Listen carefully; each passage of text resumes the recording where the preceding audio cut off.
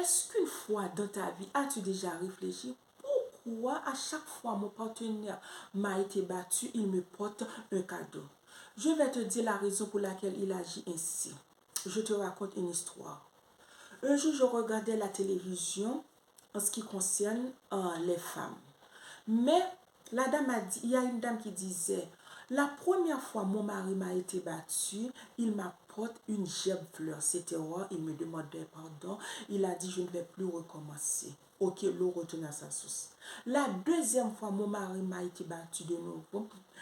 Il m'apporte une gerbe fleur. Il a dit, oh, c'était pas ma faute, c'était le diable, toujours le diable. Alors, la troisième fois, c'était une dernière fois, il m'a battu. Il m'apporte une gerbe fleur. C'était pour mes funérailles. Ok. Avant tout, sur ce que je te dis, pense à t'abonner, liker. Je suis Mylone Lodé. Après avoir été battu par ton partenaire, il t'apporte une fleur ou un cadeau. Alors, il pleurait, il s'agenouillait, il te traite comme une reine. Il te dit des mots doux, des paroles douces. Alors, tu te trompes grandement. Ce n'est pas de l'amour, ni de la pitié. Il te roule dans la farine afin qu'il te élimine à petit feu.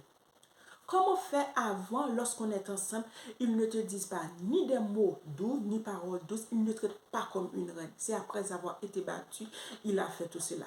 C'est un lavage psychologique. Il te roule dans la farine. Il lave ton cerveau. Ok. Avant tout, je te montrerai à la fin de cette vidéo comment sortir de cette situation afin que tu sois libéré. Le secret caché derrière un cadeau après avoir été battu par mon partenaire. C'est quoi le secret? Le secret, c'est de ne plus en parler à personne, ni à ta famille, ni à tes parents, tes amis. Et le cadeau, c'est de fermer ta bouche, de ne plus en parler à personne. Toi-même, voilà ce que tu dois faire. Tu as 3 choses à faire. La première chose, lorsqu'il t'a battu, tu dois dire ça à ta famille. Et la deuxième chose, ne prends pas le cadeau. Et la troisième, tu parles avec le monsieur en lui disant, je vais te dénoncer à la police. Au cas où, si tu me frappes de nouveau. Pourquoi tu dois dire ça à ta famille ou tes parents? Au cas où, si tu n'es plus dans ce monde, tu n'es plus là pour te défendre, alors il va dire c'est à cause de l'infidélité. Il va prendre un avocat, il va dire à l'avocat c'est à cause de l'infidélité et l'avocat va dire comme ça, c'est un crime passionnel. Alors on doit diminuer sur sa peine. Ou bien pas de prison. Le monsieur va circuler normal et toi-même tes parents vont te perdre à jamais. Lui, il va se marier, il va refaire sa vie. Alors, tu dois dire ça à ta famille. Ok, avant tout, pour conclure, le secret caché, c'est de fermer ta bouche, de ne plus en parler à personne. Et, deuxièmement, ne prends pas le cadeau.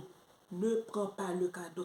Imagine-toi, après avoir tant battu, il t'apporte un cadeau, tu prends le cadeau d'une façon normale. Tu as du sang qui coule dans tes veines. Tu es la fille du Dieu vivant. Tu es la fille de Dieu.